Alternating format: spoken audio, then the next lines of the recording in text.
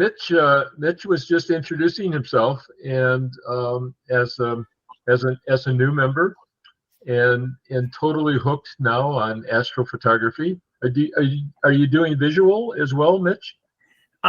So I'm thinking about what to buy. I borrowed the beginner telescope from the club, and I'm just trying to go step by step to learn what I'm doing before I purchase a telescope. But I am interested in doing that. Okay. All right, cool.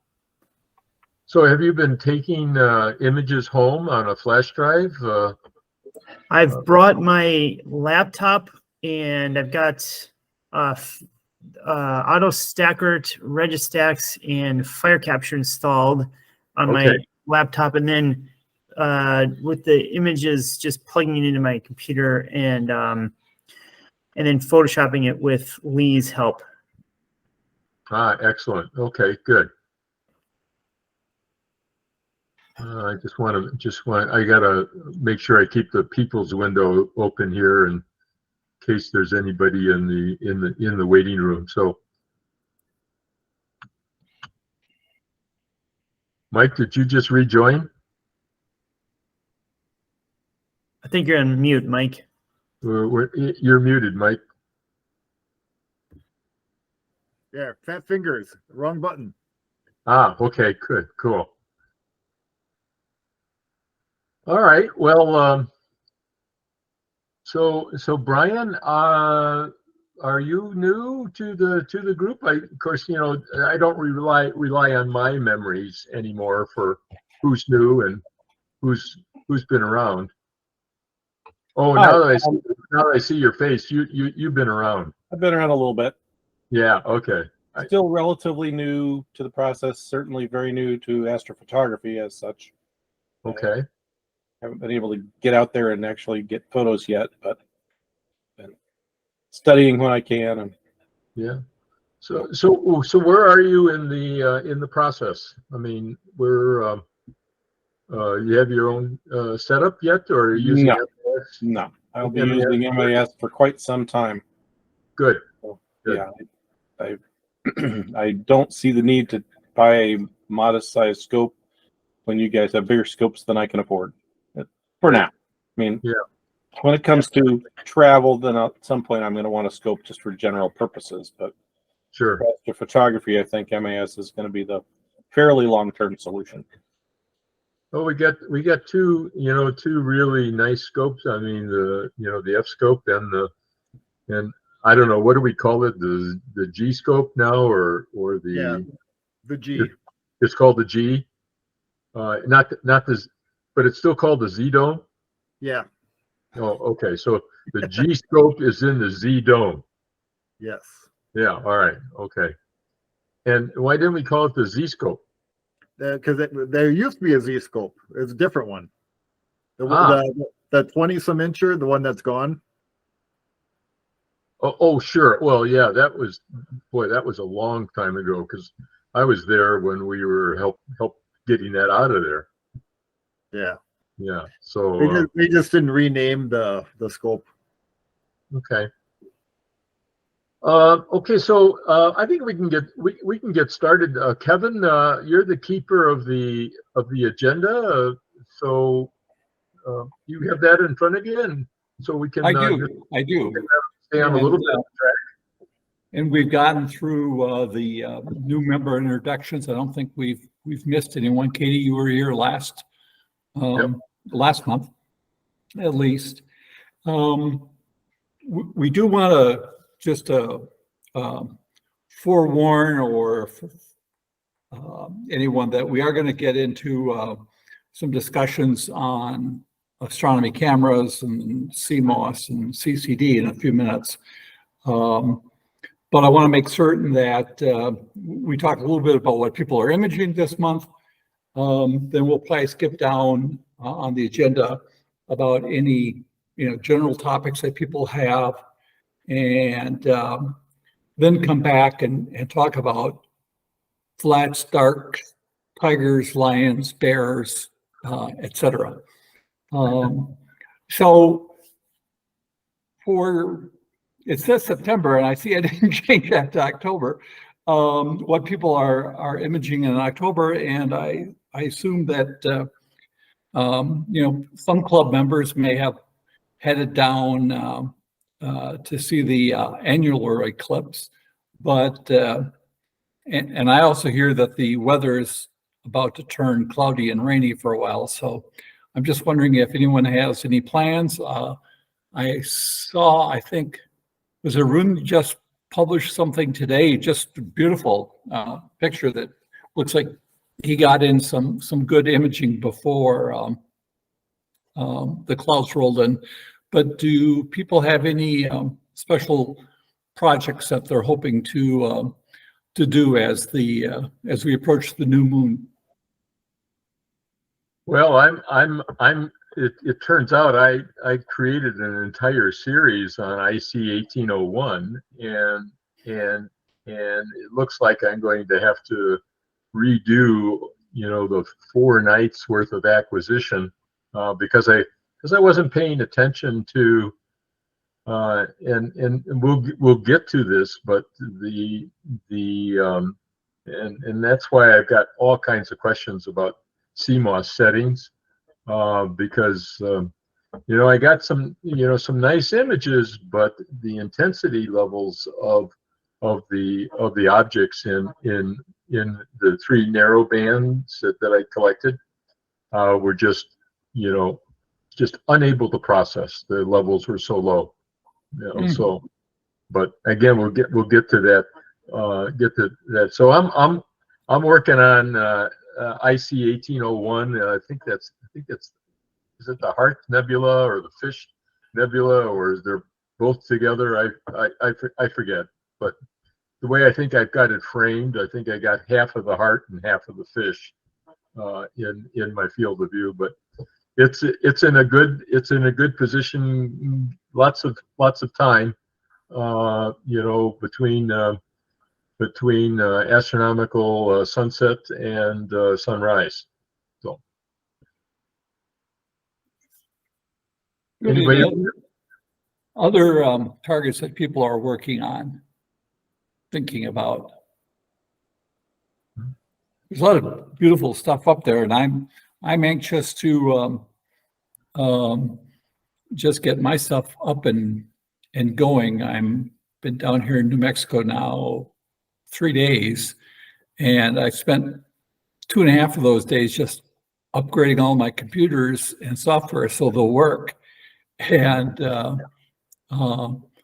also thinking about what's going to happen if and when I get, not if, but when I get my new CMOS camera for my big telescope, because unlike Dennis, I cannot figure out the CCD camera, and it's not the imaging part, it's all of the software to run it. So I've just decided to take the easy way, not the cheap way, but the easy way out, and get a CMOS camera and so forth.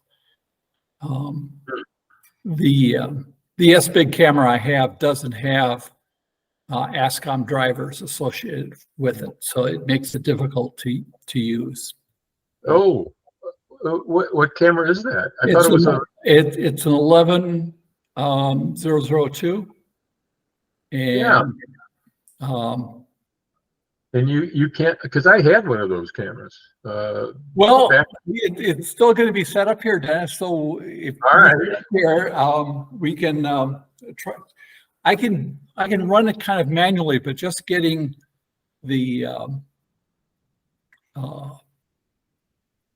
guiding to work, because PhD doesn't like it, and because it has an imaging, it has a the guide camera is in the filter wheel.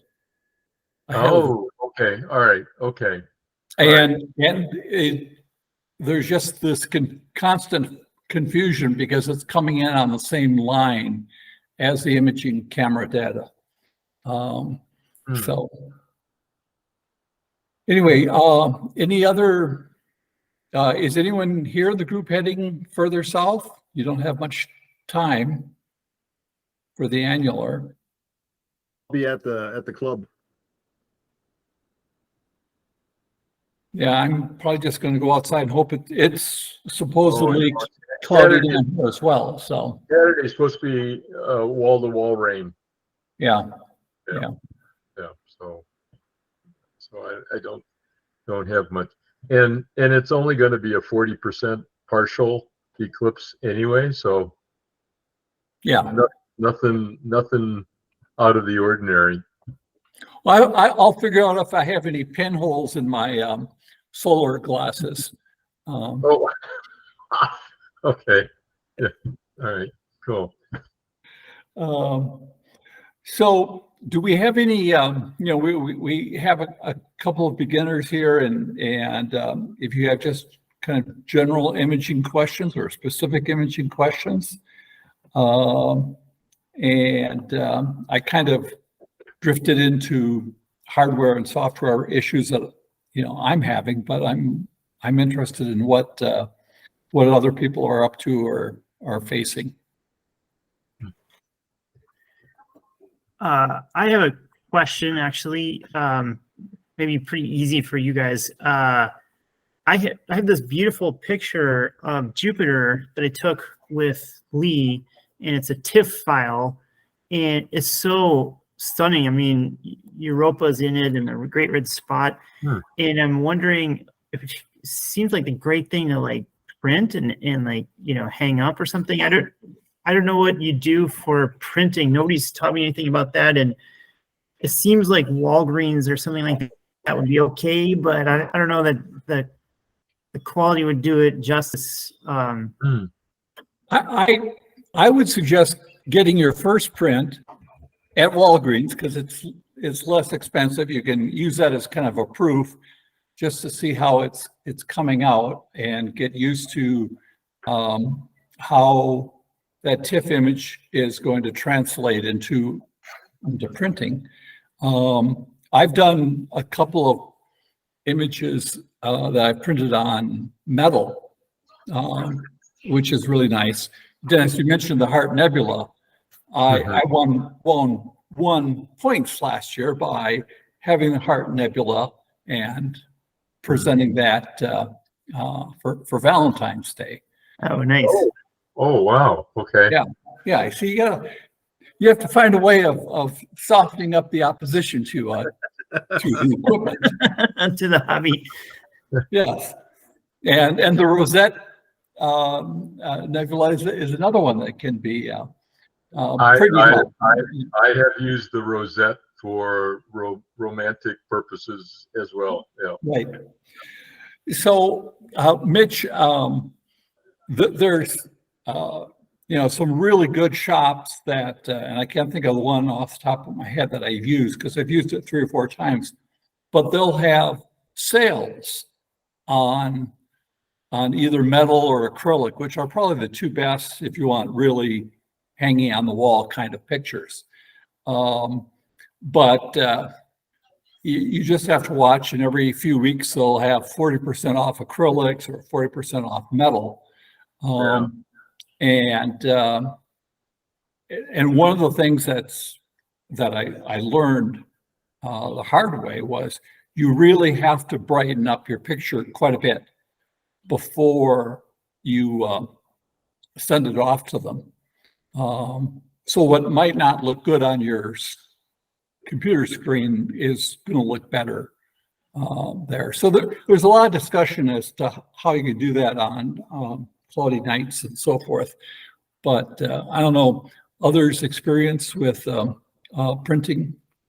Yeah. I actually have a store on my. I sell canvas prints on my website, and so I've had some interesting experiences printing on canvas. But Mitch, I would ask some basic questions here. What kind of camera were you using? A planetary camera for? Yeah, I was. Yes. What's your resolution? Isn't that pretty low res image? Give me questions I might not know the answer to, but Yeah, we took it on the A scope. It was, yeah, let's see, what else can I tell you? You know the name? Do you know the number of the what kind of camera you were using? Because we could look that up pretty quick. I don't, it's probably on my other computer where I have the image. I'd have to look it up. I don't know. Yeah. Because these planetary, Mike, you might know what camera does Lee use on the A-scope? I don't remember the number, but usually you crop it down quite a bit too. So it's not the full native picture. It's just a little piece of it. Yeah, and these planetary cameras, you know, 1280 by 960. I mean, they're pretty low resolution. Yeah. And I would start with Walgreens and print what you got, and just so Yeah. and just see if it's even close, because you don't want to spend big money on something big. And then you can try too with a couple different brightnesses, have each one of them printed, just to see experiment, because they're not that expensive. Yeah, and unfortunately, you may be limited to like maybe a 5x7 or Yeah, Or I figured. 8 Yeah. by. I mean, you're not gonna get something like what's behind you on your wall there. Sure. Yeah. You just don't have the resolution. Yeah. With the brightness, would you change it on Registax, or would you change it at the Walgreens settings? Maybe it doesn't matter. I would probably do Registax. I would probably save the file as a couple different names and different brightnesses, and have each Okay. one of them printed. Mhm. Got it. Are you doing anything in like Photoshop or after Registax? No, it really wasn't. No, do you recommend that? Yeah, I'm not a planetary guy, and so I mean I've seen the images that Lee posts, and they're nice, and if you've never seen Jupiter before, but resolution wise and sharpness is not going to be print quality. Got it. Yeah, I figured it was gonna be small if I did anything. So Yeah. Unfortunately, that's just the way it is. But I don't know anybody else. I mean, unless you're using, a larger format camera, but then typically the planetary guys don't use large format cameras. Yeah, I agree. I'd say look at the resolution. As far as places to print, I haven't printed anything of my own, but I've printed other images through Bayphoto, and they're actually pretty reasonable. I'm looking just for a regular photo print, not acrylic, not canvas. I mean, you can get an 8x10 for $3.50, plus shipping. So assuming you might have other stuff to print if you're just kind of looking for the quality, and they somewhere on their website, I know they have a minimum resolution required to actually get a good quality print. So look for that. But I've had a really good experience with them. They're a great printer. Yeah. I use a company called Easy Canvas, and they also do regular prints and calendars and mugs and all kinds of stuff. And they have a really good user interface where you can preview your work, and so they're a good all around. And I've had canvases made by them. I've had people order 24 by 36 inch canvases of images, but you're dealing with an 8 megapixel image, versus a 2 megapixel or one point something. great. Thank you for the recommendations. Yeah, and just both on what Katie and Dennis said, a lot of these websites will tell you you shouldn't print larger than 5x7 or 8x10 based on the resolution. So you can look that up and preview it. The name that I used was Artbeat.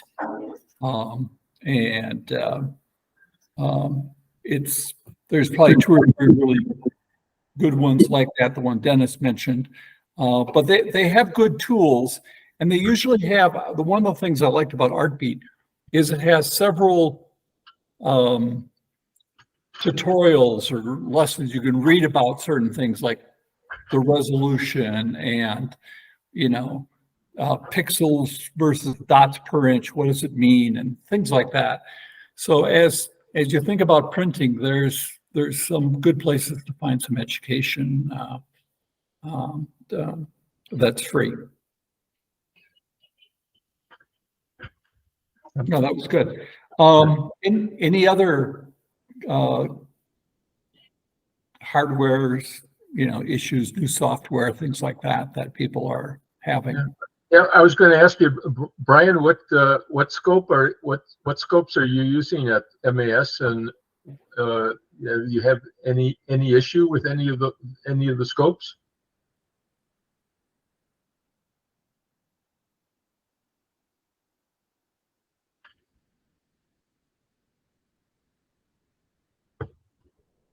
Nope. Brian might have gone out to grab a bite to eat or something. Those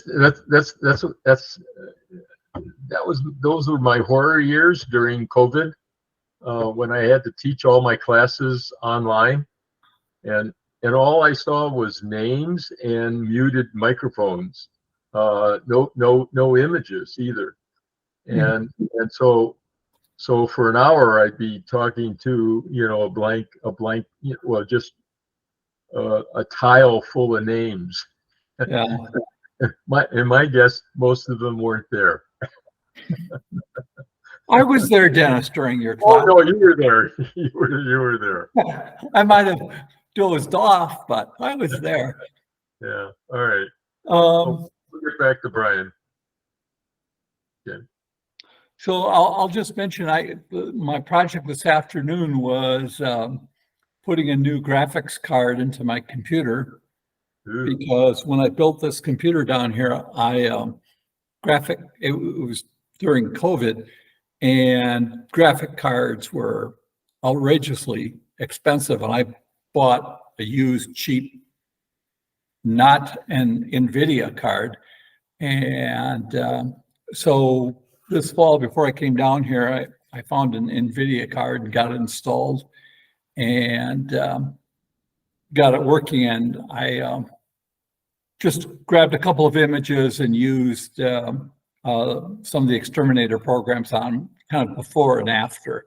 And it was really nice to have the processing that much quicker. So just as background, PixInsight has some software routines, like for removing stars, that a regular computer might take several minutes to do it. But if you have one of these NVIDIA cards, you can do it in 15, 20, 30 seconds. It's really nice. So I was glad to get that working. And the first time I got it all set up, it didn't go right. Went back, redid things. I missed copying a couple of files, and it took right off. So that was my success for astrophotography hardware for the day.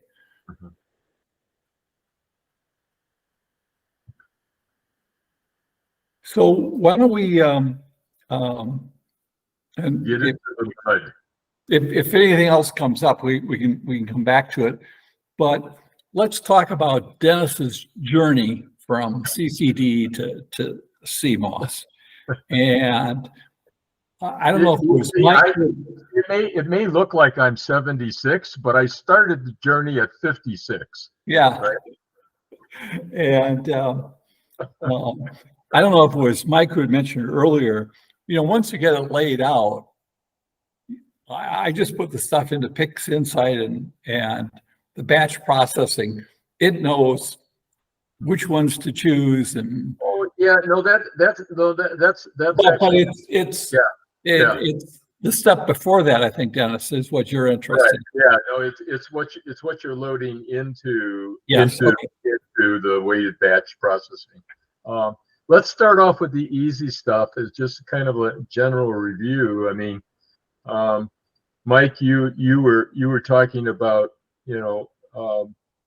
what I was, annoyed with the fact that number one is I needed to do flats for my narrow band, which in the last 11 years of doing astrophotography, I have never used flats for narrow band, and as it turns out, it's almost an absolute necessity for CMOS, and Gabe put me on the right track there because I had shown him some images, and his first question was, well, did you do any flats? And I said, no, it's a narrow band image, and I've never done flats for narrow bands. And so just let me ask some general questions here. Is for those of you with CMOS cameras, do you always and routinely use flats as part of your processing? I always have. Yeah, For every filter. I don't know if that's right, but I always have. sure. Okay. And I assume that's the case for Gabe, right? Gabe and Arun. Yep. Use Yeah. flats here, narrowband and broadband. So okay, so just drilling down just a little bit, just talking about reviewing the flats. My understanding is, and I have my flats auto-generated by Voyager, and of course that was in the past, that was very nice, because I would tell it, what average setting or average ADU count I wanted, some certain percentage of the 65,000. So I have it set at like about 48, 45, 40 something, 45%. So, so I'm shooting for average, intensities in the flats at about 30K. So that seemed to work out fine, and I could see all the dust bunnies, and everything was fine. But of course, for each filter, and this was the case for CCD as well, there would be a different exposure time, based on the different filters, and that all makes perfect sense. But in the CCD world, the only thing that you needed to do to calibrate your flats was to subtract the bias. Okay, and apparently you can't do that with CMOS flats. You have to subtract the bias and the dark current noise, by doing darks at the exact same time that your flats were done at. So so Voyager returned back to me, did one at 2 seconds, one at 3 seconds, another one at 12 seconds, another one at 8 seconds. And I go, well, holy crap, now I've got to do 4, or 3 or 4 different darks and match them up with the flats to calibrate them individually.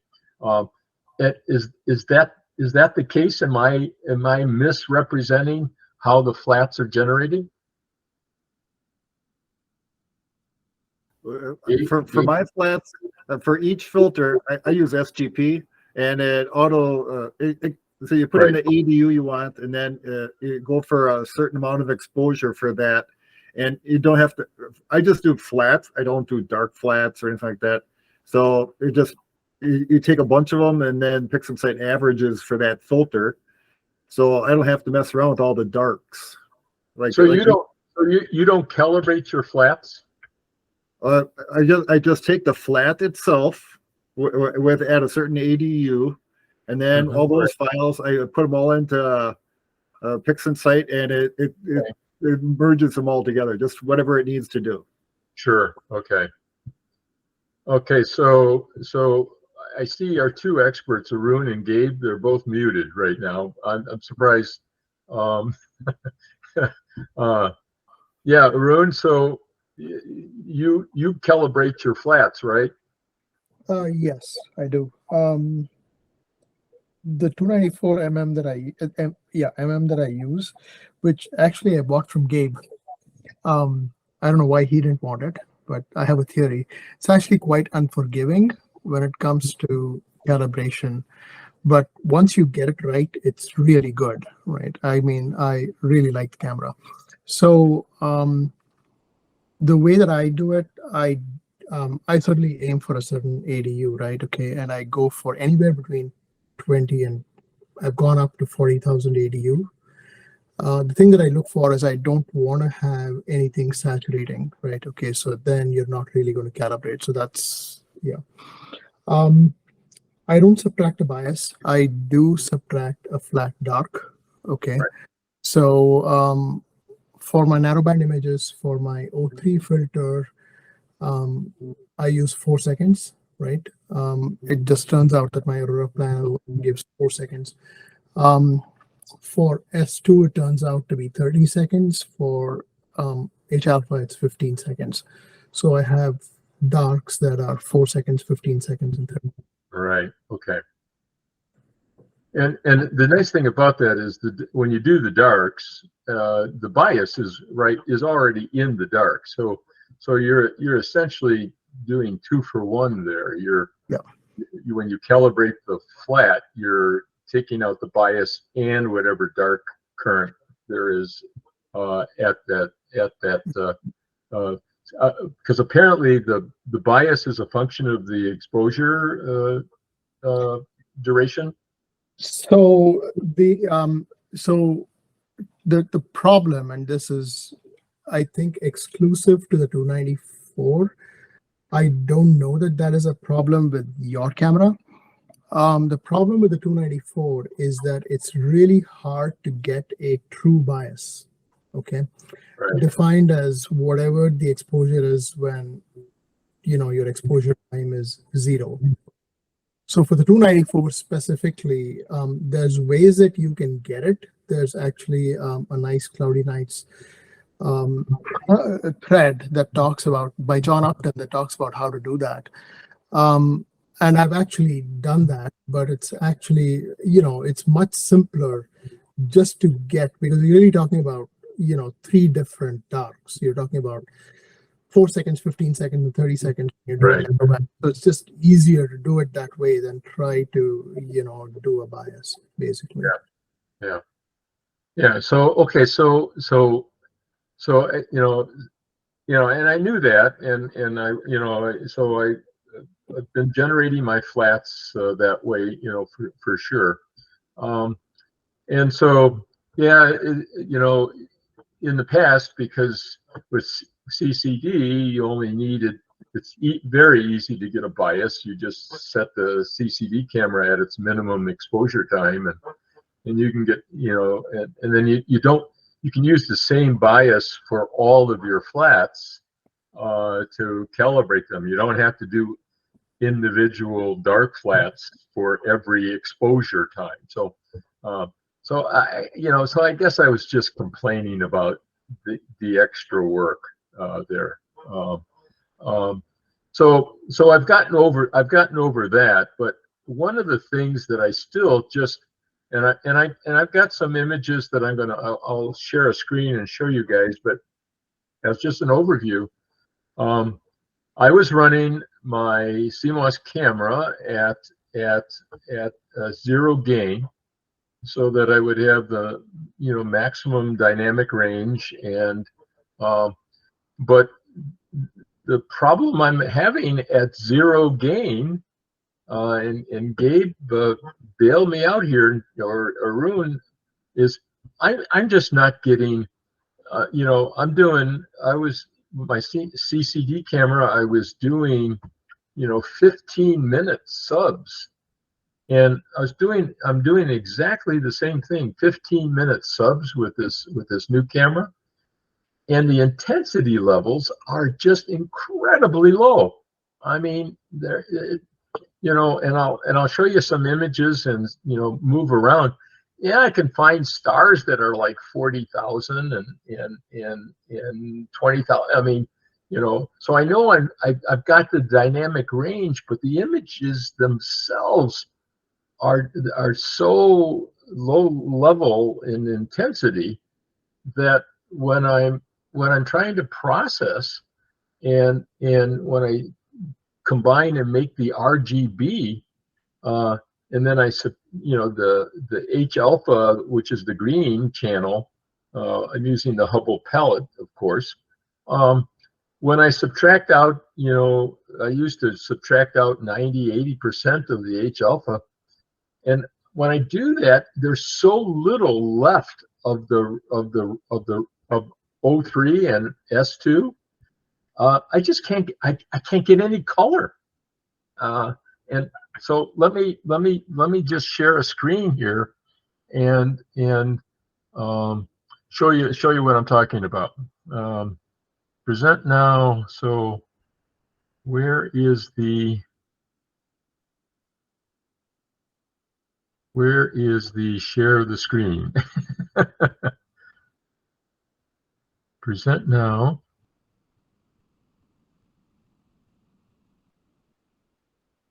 Boy.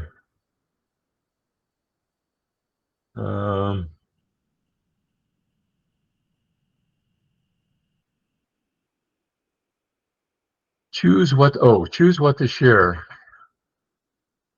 Into the screen.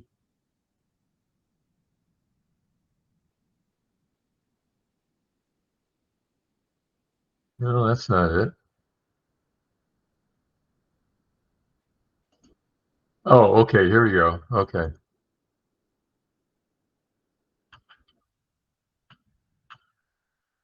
All right. So let me open up PixInsight. So can everybody see my PixInsight? Yeah. Yeah. Okay. All right. Yep.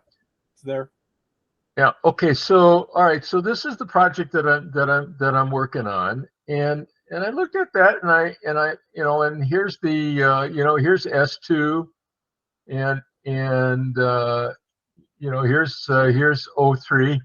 And you know, when I first looked at this, I said, "Well, God, this really looks super." But then I started looking at, and I looked at these same images in another program where I can get a nice histogram and an average value of you know, the entire image. And so this is H alpha, which would just jump way out at me and really have really impressive intensity levels. But if you notice down here, do you see the K number down below? Okay. So if I zoom in on a bright star, you can see, you know, there's 20,000, you know, there's 7,300, and so on and so forth. But the nebulosity itself, you know, is like 200–300 ADUs, and so and then it's even worse with the O3, you know, 90, 100. I mean, what the heck am I doing wrong, guys? I mean, why are my intensities so low for 15-minute subs?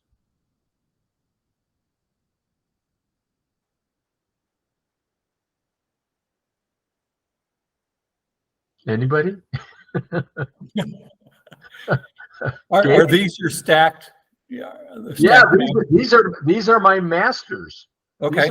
These are my three. So this is 25 15-minute subs stacked. and dark corrected and flat corrected. Wow. I'm an art. I'm sorry? But I set my camera gain at 100, but there's probably a number that's better than that, but that's what I usually use. I'm the same way. I have 100 and I leave it there and with 50 offset. Okay, so I have a 50 offset. So it's not an offset issue, but Yeah. But you know, Gabe's recommendation to me was to run my gain at 0. So why do you care what I can't believe that it's that much, that would affect it that much. I don't know. So why would you care what your absolute intensities are? Why would I what? Why would you care what your absolute intensities are? Well, okay, so when I try to make an RGB image, you know, clearly here I can show you what happens. In the past, let's see here. Let me go into this, and I'll just open this up in.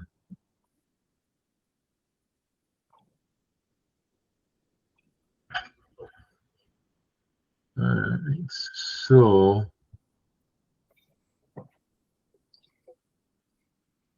all right. So here's an image, and that has, what I have done is I have done a noise exterminator. I've done dynamic background extraction. I've done SPCC, spectral photographic color correction, blur exterminator, set the background with ArcSine, and then did a histogram stretch. Okay, and so now at this point, what I do, and I was going, hey, this is looking good. This is what I typically see. I see lots, you know, because H alpha is so dominant. So what I've done in the past is you know, to get a kind of a Hubble looking palette, I'll open up SCR and remove, you know, like 90% of the green. And typically in the past, when I've done that, I end up with a really nice Hubble looking picture. Now I end up with just a black and white picture. And no matter how high I try to raise the color saturation, if I do open up color saturation, I just can't get there. All I'm getting is the 10% that I left of the green, of the hydrogen alpha. And so, I mean, this is so atypical from what I've used to be doing that I am just totally frustrated at this point, because just 3 weeks ago I did my last image exactly the same way, with an exactly the same number of subs on the North Vale remnant, and it just came out. It just came out, you know, just absolutely.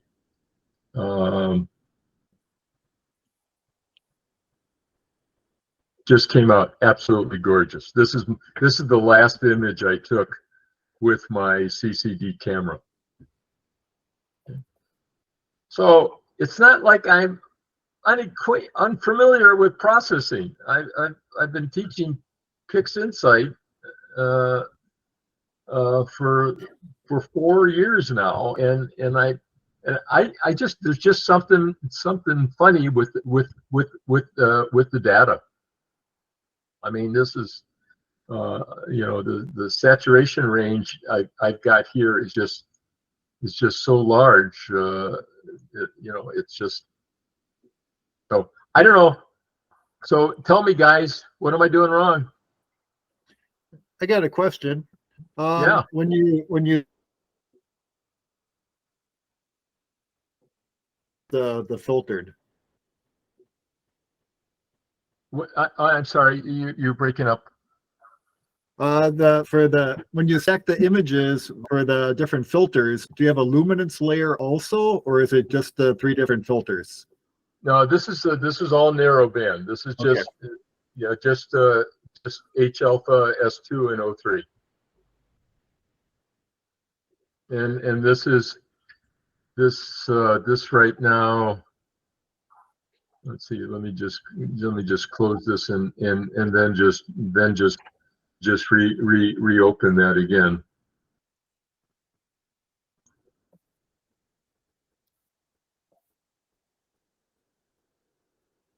Just right before. Yeah. So here's that step.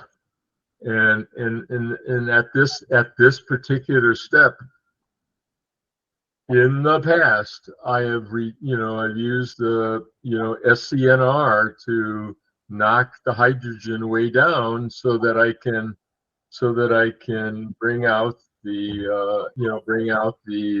O2, O3, and S2.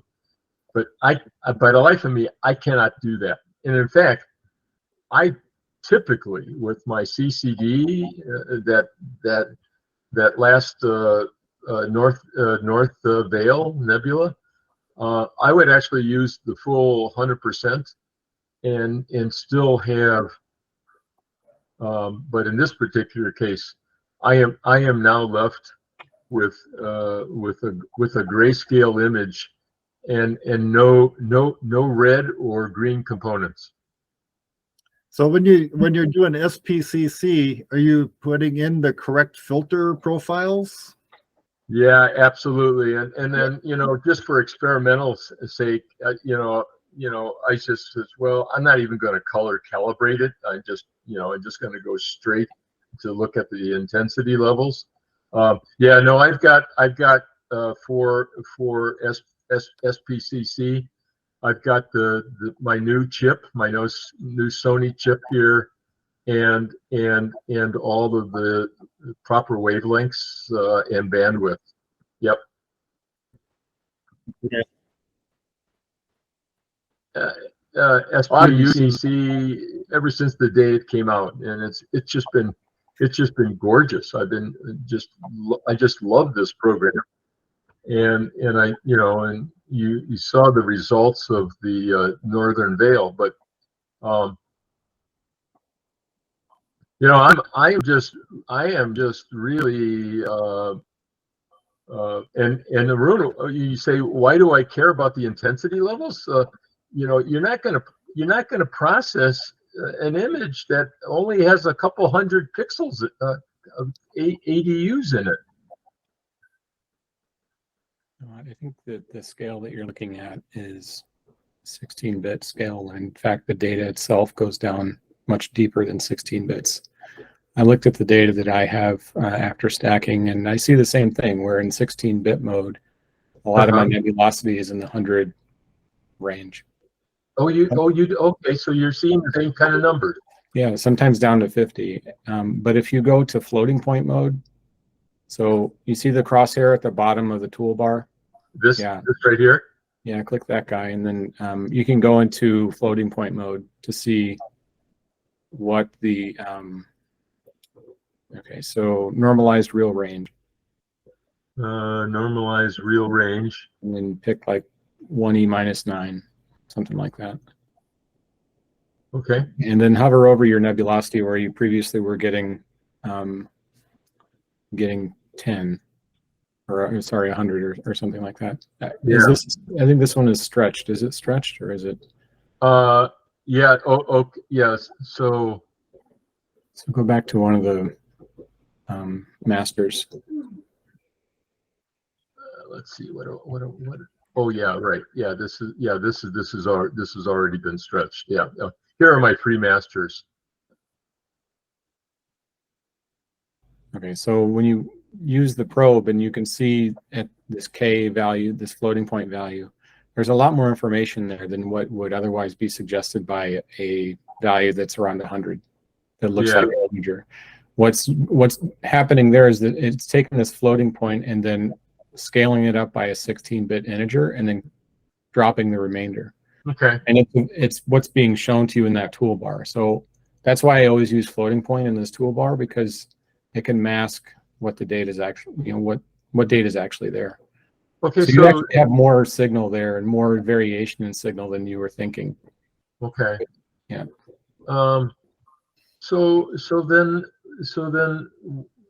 where am I going wrong when I at this last step? This is really right towards this. Let me open this up again. So now this is at this point I've done pretty much all of my stretching and see. So I've done noise reduction, dynamic background, color calibration, blur exterminator, and then it's been stretched. So what does the AS stand for in your file name convention? yeah, I used the arc sign to estimate the black background. I don't do arc sign stretch. I just use part of that tool to set the black level. Right. So yeah. One thing that I do, I don't know how others do it, that's different than this, is I never use SCNR to tame the H alpha. Okay. I only use SCNR at one of the last stages when I might have some residual green or something like that. Right. Like dark nebula or something like that. But I don't do it on narrowband because it really destroys, well, it can be pretty heavy-handed to destroy a lot of that signal. Okay. So is there like an edit history on this file? Can you go back to right before the arc sign stretch?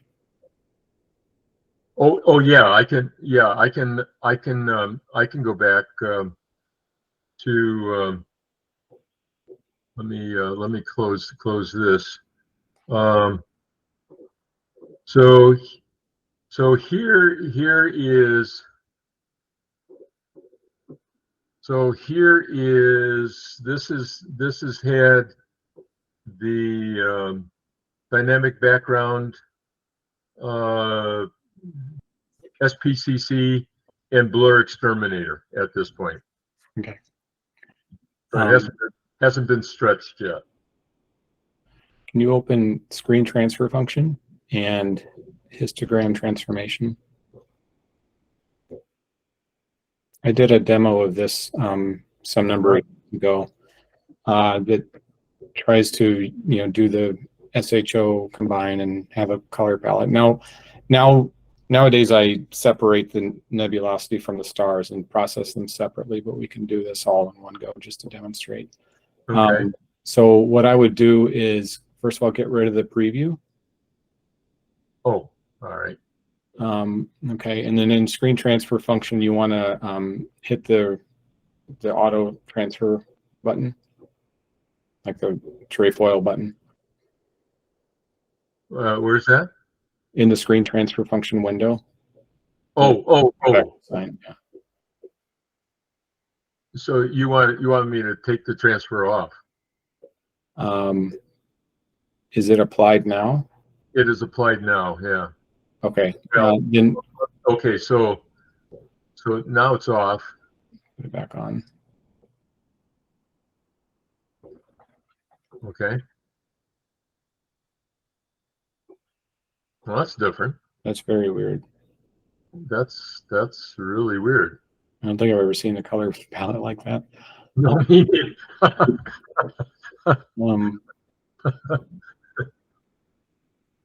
Yeah, ordinarily, maybe I can try to demo it on my okay. Yeah. just to show what what it might look like.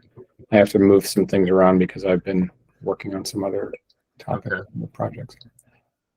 Just a few moments here. Well, let me stop sharing. And I can always have a hard time figuring out how to do that. Boy, I just don't like. Okay. All right. So.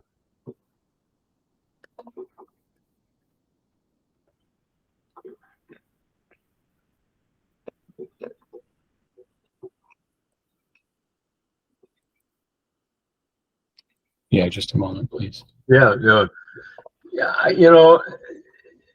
What's crazy is, I've been using PI now for about 5 years, and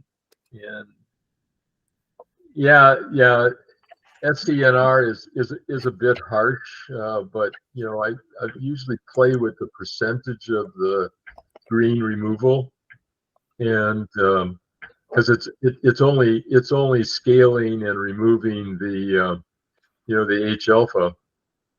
But anyway, I'm left with a pretty respectable looking Hubble pellet.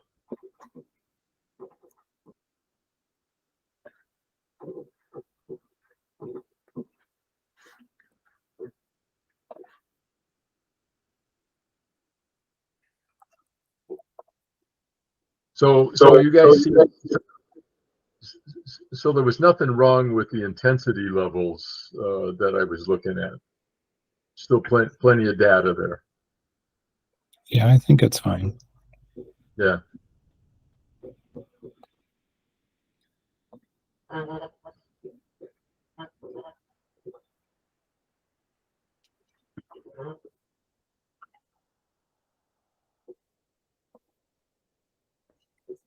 You see PixInsight? Yep. Okay. All right. So what I've done is, this is some data that I was working on earlier, and I, in a rush, closed all of it out. So I have some residual gradients. I'm just going to get rid of them real quick.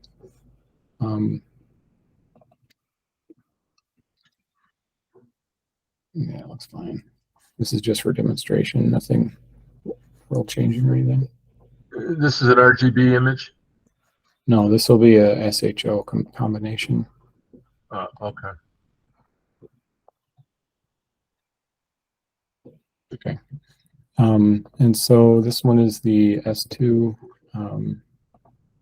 This one's the O3. And this one's the HA. Okay. And yeah, so like, this isn't the greatest because I don't think the background extraction was that great. I think one of the points is close to a star. You see it's kind of faint, like darker here and then a brighter ring. So, but this is just to see how the nebulosity combines. Yeah, that's the. So I have a pixel math here for SHO combine, and this is really simple, just S, H, and O. There's no fancy stuff going on with that. And this is the result of that. Okay. When I get this, I can do other things because I'm still in linear phase, but say I do all the color balancing, like getting the background right and blur exterminator, noise exterminator, all that stuff. And I want to go into a color palette that looks relatively pleasing. So usually it's probably overkill, but usually the first thing I do is background neutralization. That turns it into something like this, very green again. And then what I was trying to demonstrate earlier with yours is that we have screen transfer function. It's already applied here, but it's all the channels are linked. And I think what you had was all the channels were unlinked, which is why I was kind of surprised. It might be that the channels were in a different combination than you might have expected because the colors were all different. There were purples, which I usually haven't seen in like an SHO palette. In some other palettes, I think purples do come up. But what I do here is I unlink and then do the transfer function again. And it's a little bit, so let's see, here's the linked version. It's a little bit less green. And then I link and then zoom in on where these levels are set. And then now I'm able to independently control each level. And I could do this after getting rid of the stars and try to get to some sort of pleasing like middle ground of. So we don't, do you have the screen transfer function on a different screen? We're not seeing what you're doing. Oh, I'm sorry. I guess no, it's not on a different screen. It's on my PixInsight workspace. I think you don't see me dragging it around at all. No, we don't see STF at all. All right, let me update that, I guess.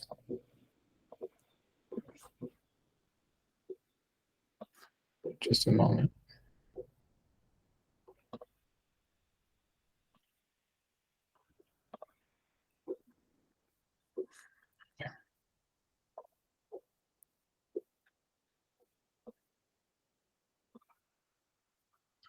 Yeah, I was using SHO. You see it now? This is No, Yeah, I see it. now we see it. Okay. okay. So let me go back. Let me go back to what I was doing before. So with all the channels linked, it's generally a much greener saturation of the nebula. Okay. What I do is I unlink the channels, then apply it. It's less green, I guess, in this case. In other nebula, it's a lot more apparent how less green it is. But then I zoom into all channels until I can see, the levels that these are at. And then I'm able to independently adjust these. Say something. And I'm not worried about the background right now. I'm just looking at the nebulosity. Right. And then I can take the instance and apply it down here to the bottom bar. And that Right. applies it to the RGB histogram transformation. So now I can apply that and turn off the screen transfer function. And now that gives me, a balance like that, where it's a bit less green, more other areas that have more color to it.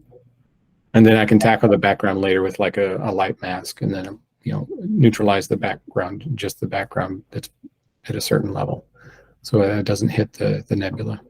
Yeah.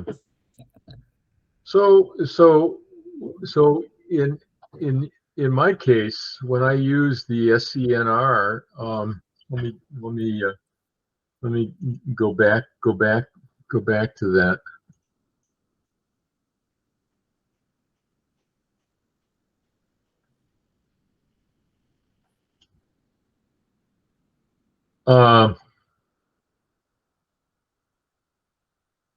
So if I shut this off and you say link them together. Well, it doesn't. I mean, yeah, you want them unlinked when you do the screen transfer function. Okay. But this is what's confusing me, that you're seeing green and purple here. Is this after SCNR, where you're? No. This is just.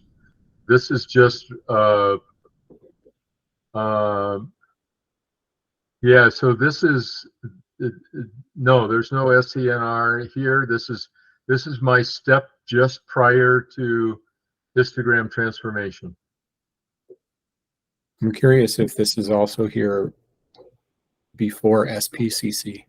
I'm wondering if SPCC is changing the colors drastically in the nebula. I don't use SPCC for narrowband at all. Yeah. I just use SPCC for stars. Yeah. What I've done in the past is do a series of narrowband, that's the bulk of your exposures, and then maybe collect 30 minutes each of RGB, separate the stars, do SPCC on that, and then add that to the nebulosity of the narrowband. Yeah, that's exactly what I did for Yeah. my most Let me- recent image. It's really great how that all combines together. I just learned that, you know, instead of subtracting stars and then adding them, doing the screening and unscreening is really kind of like magic. Yeah. All So right, the, so the here's an image prior to color calibration.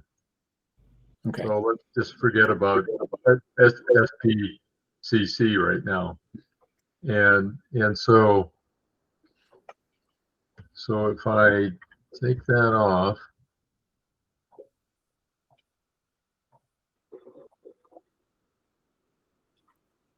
boy, I'm getting exactly the same thing. Yeah. At this point, I'm wondering if you have the RGB channels are assigned differently than SHO than what you were Yeah. thinking, because the colors are different enough that that would be my primary candidate for what's going on here. All right. Well, you know, so here are my three masters, and what I do is I use this channel combination for RGB. So for red, you know, I select S2, green H alpha, and then I've done this about 3 or 4 different times, thinking the same thing. So blue, and so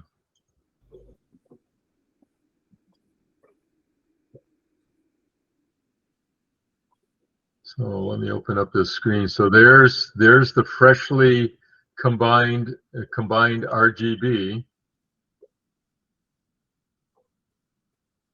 Yeah. Okay. Same thing.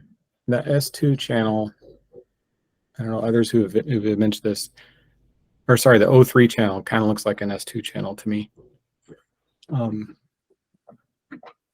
The periphery of the heart is very well structured, and I seem to recall that being prominent in the S2 channel. I can double check against some data that I have, but yeah. So what you're saying is you think my O3 data is S2 data? potentially. All right. So here is here's a raw sub, and so let me look at the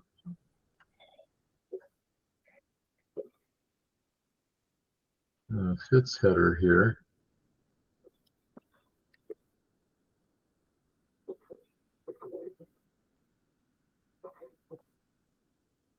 Frame. Where's filter 03?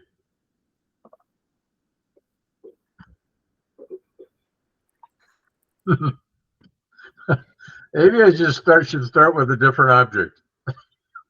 Maybe the beginner's Orion.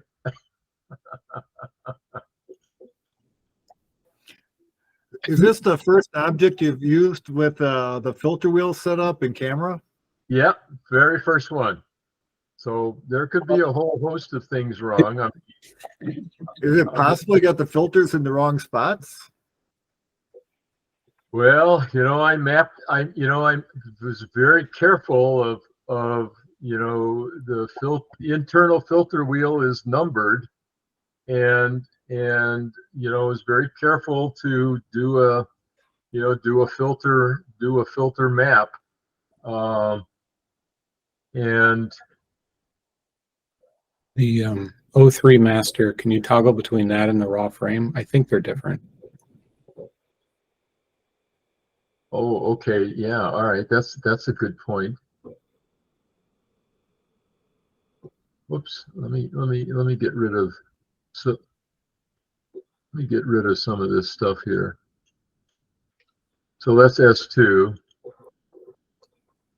Yeah, I think the O3 is the same as the S2. I think that's why we're having the color issue, because like I said, the periphery of the heart, say the lower third, you don't see that in the raw frame at all, even though it's a strong signal in the master. Whoa. Okay. I think this 03 is right. This 03 subframe is right, but your labeled IC 1805 Master 03 is actually an S2. Yeah. So if I open up the S2. Oops. Well, I feel better, but I'm not sure how that might have happened. So here's the S2.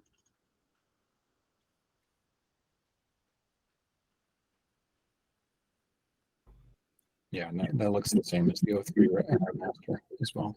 Yep, they're the same. So how was I able to pull that off? given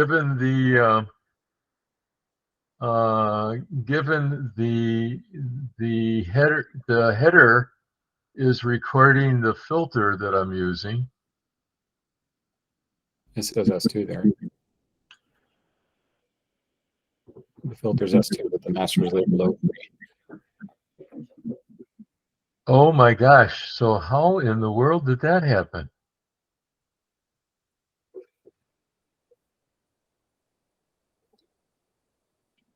Well, okay, so that solves my dilemma. It just,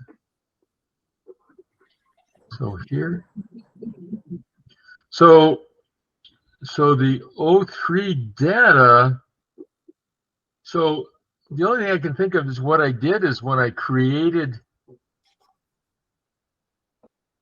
somehow I just mislabeled them once I created the master. Okay. Yeah, I can't tell you how many times that's happened to me. Okay. Please don't let it be the filter wheel. Oh, the data looks great though. Yeah. Okay. So, all right. So back to well. So my raw data is okay. So if I open up a raw data file, it's just that when I created the boy, you know, I just threw all this stuff into weighted batch. I have to take a look at maybe something strange because I use the weighted batch processing. So I just throw all the files in there and, let it create the masters. But anyway, I could have dragged the wrong one out of a batch file, but the good news is okay. So here is 03 data, and the filter is set at 03. Okay, all right.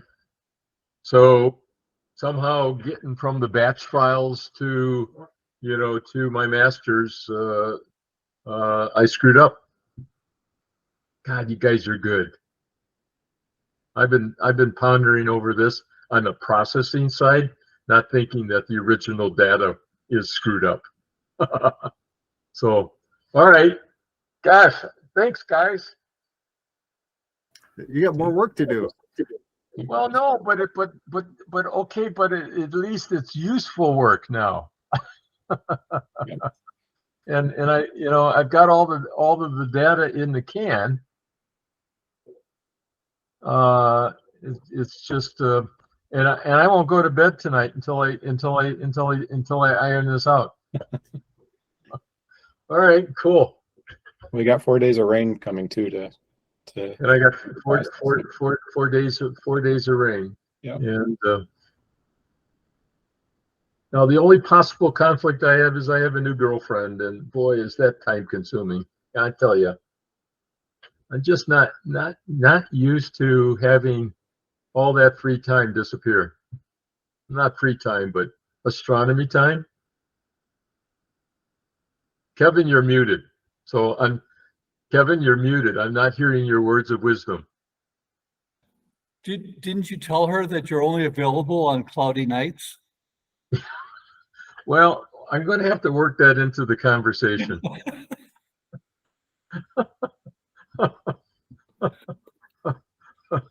Yeah, cloudy nights. Yeah, and cloudy days too, because Yeah. of the solar observatory.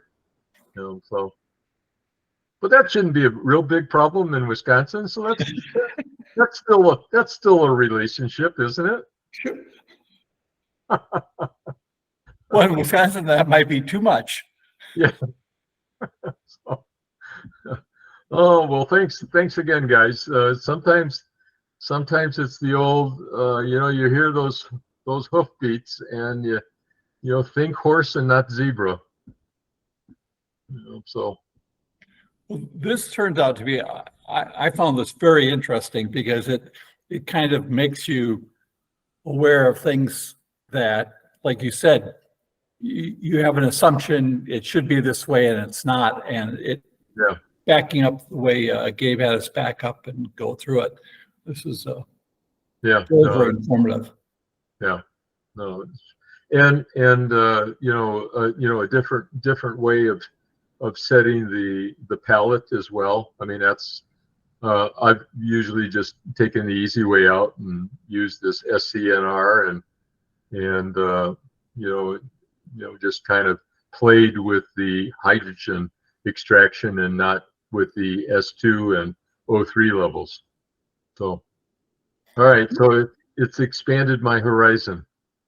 You know, it might be good sometime this winter to have kind of an updated presentation. I mean, you know, Gabe, you mentioned you had done this before, but look at all the new tools that we're now playing with, all the, you know, RC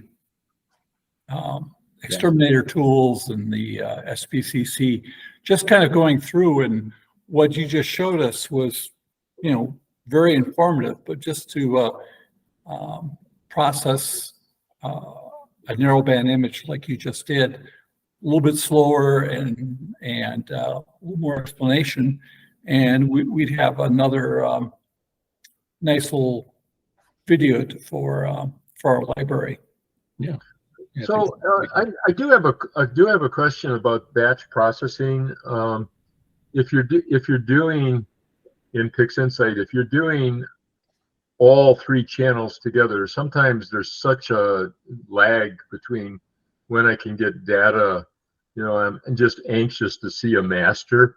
So a lot of times, you know, I'll just create a master and only have one filter that I'm running in the batch, because it could be 2 weeks before I see the next filter.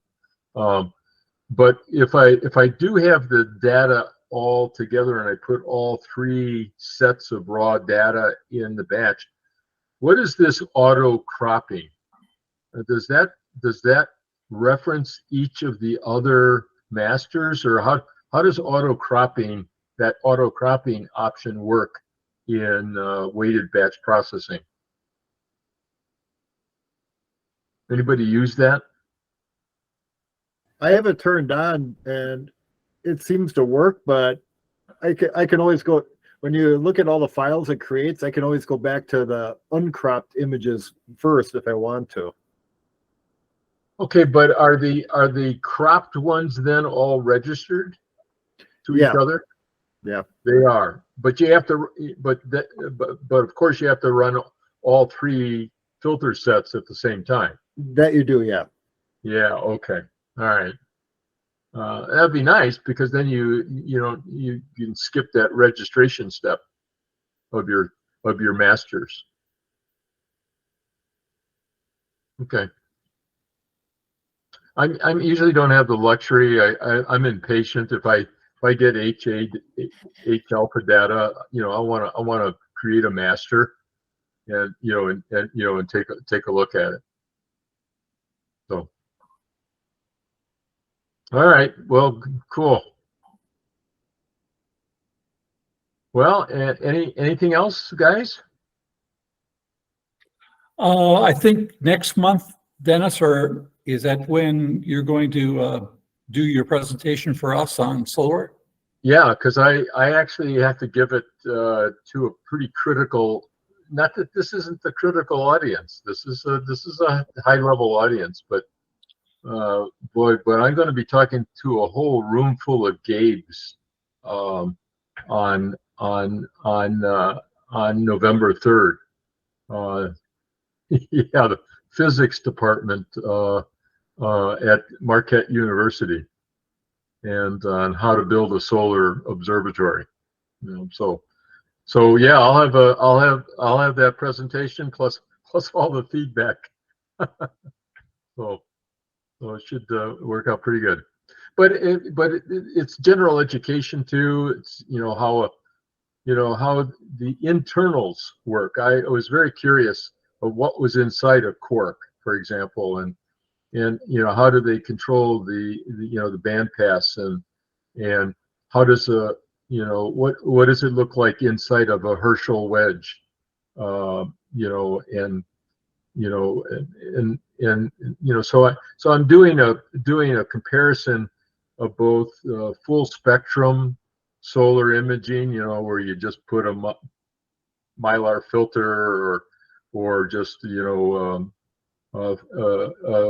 solar filter over your primary, to a Herschel wedge, to these Etalon type cells. So it's meant to be more educational on the 3 different methodologies used for solar imaging, and what are the pluses and the minuses, and that type of thing. So anybody who's new to solar imaging, this is a good background material.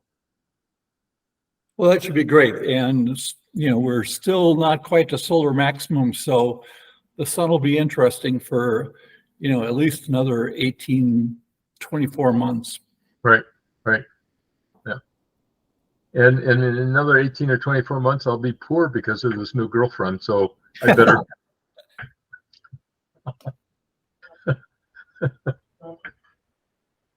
I wish you guys had talked me out of all of this. I do have a quick beginner question that I didn't manage to get in earlier. Do Sure. you have any recommendations for YouTube channels that would be good for beginner astrophotography interest level people? I found stuff that's like, here, you can use your Nikon camera and this tracking machine, or clear at the other end of the spectrum where they're super deep into really, really difficult topics and you get lost real fast. So I haven't found a middle ground of this is where I think I want to go, if that makes any sense. Have you looked at the Astro Imaging channel? Because they have so many videos, and they also have some shorts where they'll just focus on one thing. But their speakers, I mean, they've had programs for beginners, obviously advanced for solar, and they created a spreadsheet database, I think a year or 2 ago, where you can go and look at stuff, because they have, I think, probably hundreds. Okay. I know they have hundreds of videos. Yeah, I'm not familiar with that one, so thank you. That's Yeah, good. Astro Imaging channel, and Is that on YouTube? yeah, it's on YouTube, and you can, if you just Google Astro Imaging channel, you'll find their YouTube and you'll find their webpage, and the webpage is where they have the database for searching for things. I mean, you can look at YouTube, but it's kind of hard. There's so many of them, but there's some real good programs. There's some, clunkers in there as well, but there's and you have the advantage of listening to it at 1.5 times the speed, so you can get through the slow talkers more quickly. Okay. Good. And I don't know, Byron, have you looked at our club's YouTube channel? Yeah, I have. I've Okay, seen good. several of Because them, yeah. there's some They're really quite good programs a couple years ago when they were going through it kind of methodically, but Astro Imaging Channel, you know, if I don't think there's a topic that they haven't covered. Whether they've covered it well, you know, it's you know, volunteer presenters, but some of them are quite good. I probably listened to about every third or fourth one that's of interest.